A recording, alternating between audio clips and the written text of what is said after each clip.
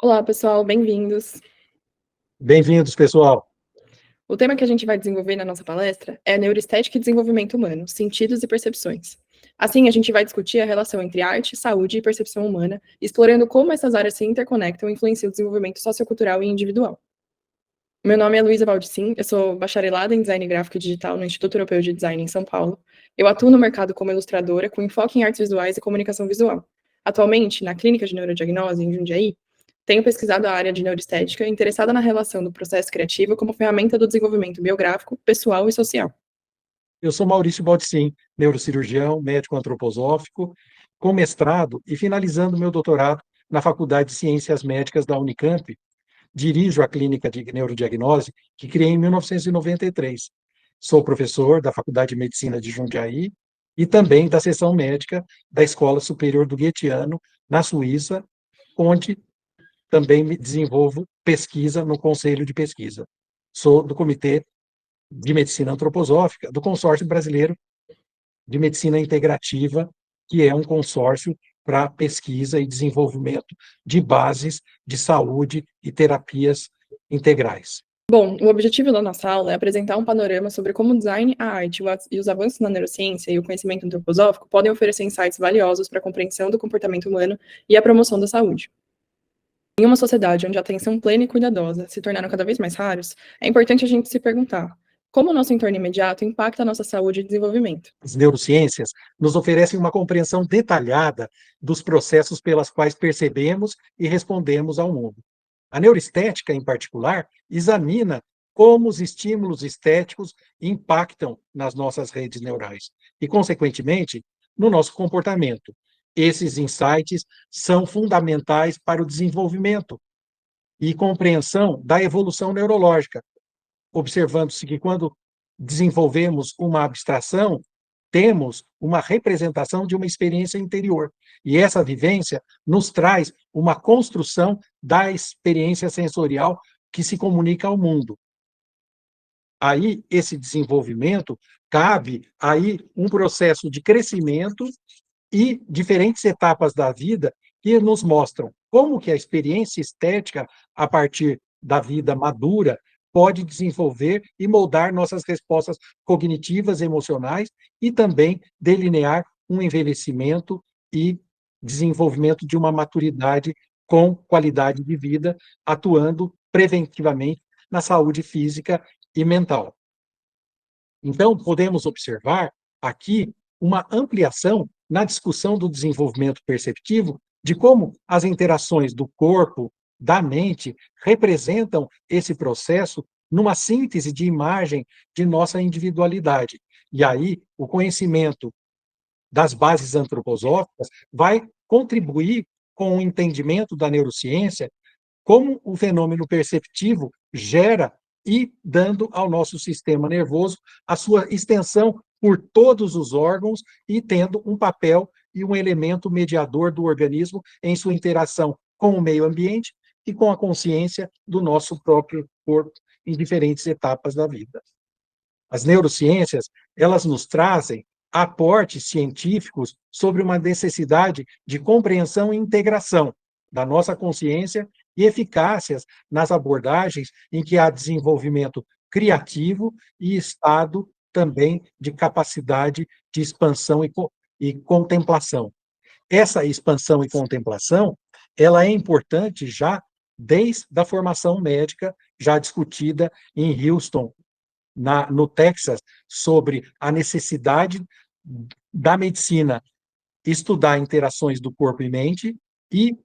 se direcionar para causas das enfermidades e sempre levar práticas preventivas ao atendimento clínico. Assim, a gente tem uma base de forças dos sistemas funcionais que dão uma resposta sensorial,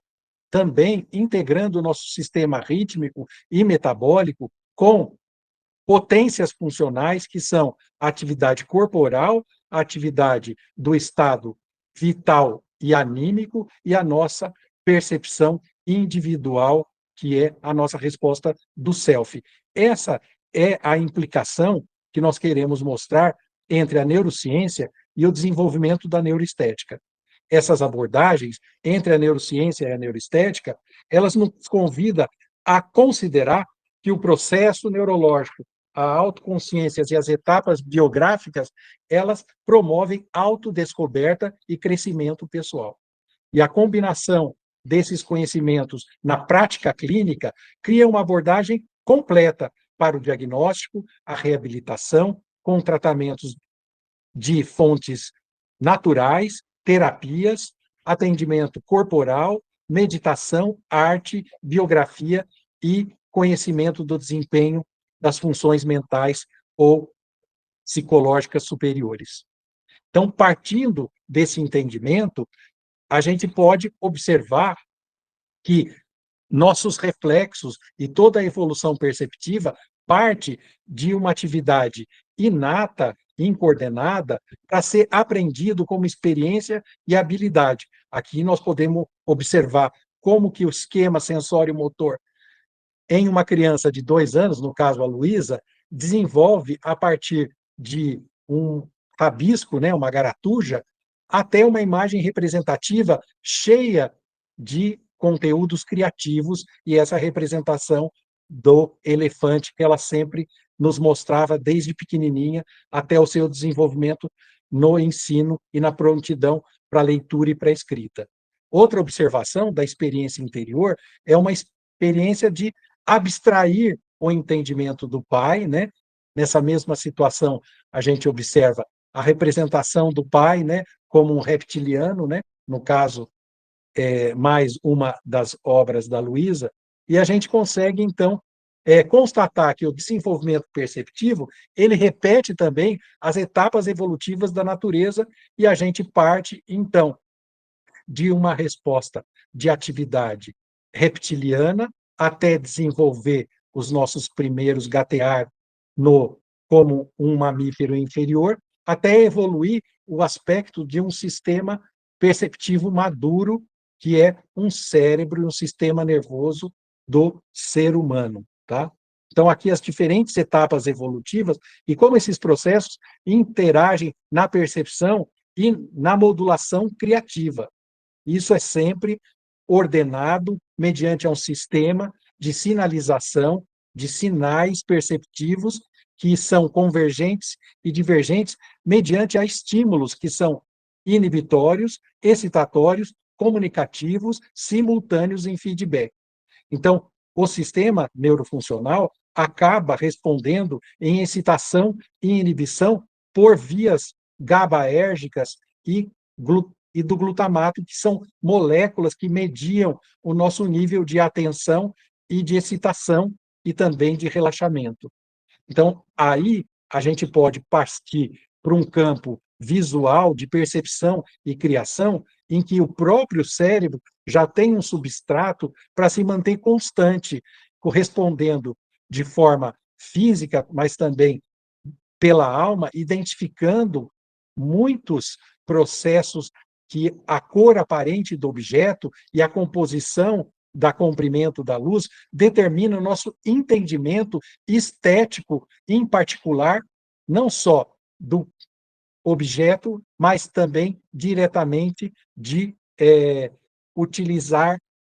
representações para ele. Então, o sentido que nos propicia esse início da vivência em relação à estética traz uma fixação para uma qualidade de perceber ou destruir nossa capacidade criativa. Então, é muito importante observar, assim, abuso de televisão, disposição sombria, falta de interesse, como um estímulo nocivo para essa capacidade que o sistema nervoso mantém de se observar esteticamente o belo através de um equilíbrio de respostas afetivas, das representações daquilo que a gente armazena como conceitos mentais e uma tomada de funções e habilidades para desenvolver a criatividade. Então, esses links do meio ambiente, do espaço cultural, da resposta individual, em que as interações orgânicas do corpo, as representações suas na mente, podem fazer a gente desenvolver uma boa tarefa no ambiente sociocultural, promovendo uma dinâmica de interações, de estados associativos e integrativos e uma situação de estímulo benéfico. Aqui, a gente queria destacar uma ligação inexplorada que a percepção do belo e a criatividade, ela pode ser obtida num padrão de que encontra uma ativação do nosso cérebro, principalmente em áreas que são, no caso de figuras de observação estética, são áreas de respostas suplementares e do córtex pré-motor que vão desenvolver qualidades, funções executivas e estados que há um controle da nossa vontade e disposição consciente. Então, esses estudos, que na realidade apresentam uma comparação entre a apreciação artística e a criatividade, mostram que tudo isso nos leva a um alto grau de desenvolvimento no desempenho de qualidades criativas e também capacidade de se harmonizar e de se sentir tranquilo diante das situações mais desafiadoras da vida. Então, como tudo isso começa em termos neurobiológicos? Então, a beleza, quando ela é percebida ao visualizar uma obra de arte ou quando a gente escuta uma música incrível, ela pode nos trazer diferenças entre aquilo que é apreciado de forma alegre ou uma apreciação que nos traz melancolia e tristeza. Essas duas formas de apreciar e responder através das sinalizações do nosso cérebro à beleza e à estética, nos determina um estado em que partes do nosso cérebro ativam equações e uma geometria bastante relacionada com uma experiência da condição de você ter uma equação em que as formas se completam perfeitamente. Então, a gente tem, em estados de alegria, de motivação, uma integração entre áreas visuais e áreas de execução e habilidades criativas, e quando a gente está diante de um elemento belo que nos traz tristeza e melancolia, a gente não completa esse circuito diante da manifestação do nosso processo criativo. Ou seja, tudo que é relacionado à estética e a experiências durante a nossa ativação dos órgãos perceptivos, eles vão nos trazer uma motivação cada vez maior de habilidades e de apreciar cada vez mais a condição estética. Isso a gente pôde observar num trabalho de potencialização em que os sentidos biológicos físicos da primeira infância, eles podem ser bastante estimulados no tato, no sistema vital neurovegetativo, nos movimentos e na liberdade de equilíbrio que vão carregar a nossa alma para um potencial clinicamente esperado. Na puberdade, em que a gente já tem uma maturação e o senso crítico do paladar, da relação do olfativo, do sentido da termorregulação do corpo e do campo visual, a gente vai poder, então, trabalhar a partir, então, de uma fase da adolescência até atingir a maioridade, com forças de escuta, linguagem, capacidade discursiva, argumentativa e o sentido da experiência da nossa individualidade mais fortalecido. Então, como que essas forças terapêuticas, elas podem ter relação com imagens, especialmente as pinturas dos grandes mestres? Então, uma das práticas que a gente faz no ambiente de atendimento é ter uma apreciação das grandes obras dos mestres como que uma contemplação especialmente a essa que está aqui, a Madonna Sistina, né, de Rafael de Sanzio, que é uma tela que está em Dresden, na Alemanha. Ela pode parecer algo que nos traz fortalecer a alma e uma contemplação ou uma força que ela vem antes daquilo que é um conceito de história ou ligação das tradições cristãs, porque traz algo profundamente estético de observar a harmonia e a relação da imagem figurativa ativando os nossos órgãos de sentido e a força contemplativa. E isso tudo é desencadeado como uma sequência em que o desenvolvimento cognitivo, a experiência estética e a força contemplativa nos traz um nível de estado contemplativo diante de várias situações, quer elas sejam harmônicas, confortáveis ou situações difíceis, a gente pode nos colocar diante desse estado contemplativo. Para isso, então, a gente observa que existe uma interdependência entre os processos de domínio do espaço, comunicação e cognição, através de esquema motor que define a lateralidade do nosso corpo, a comunicação que surge dessa domínio da orientação do ser humano no espaço e o processo cognitivo em si, através de um desenvolvimento a partir da comunicação. Então, todo o processo estético e criativo, ele harmoniza o desenvolvimento do processo motor, do elemento de orientação nesse espaço como comunicação e como um desenvolvimento cognitivo mais harmônico de se expressar criativamente. Então, aqui só chamando a atenção sobre as funções mentais e o desenvolvimento da nossa percepção, dando ênfase ao elemento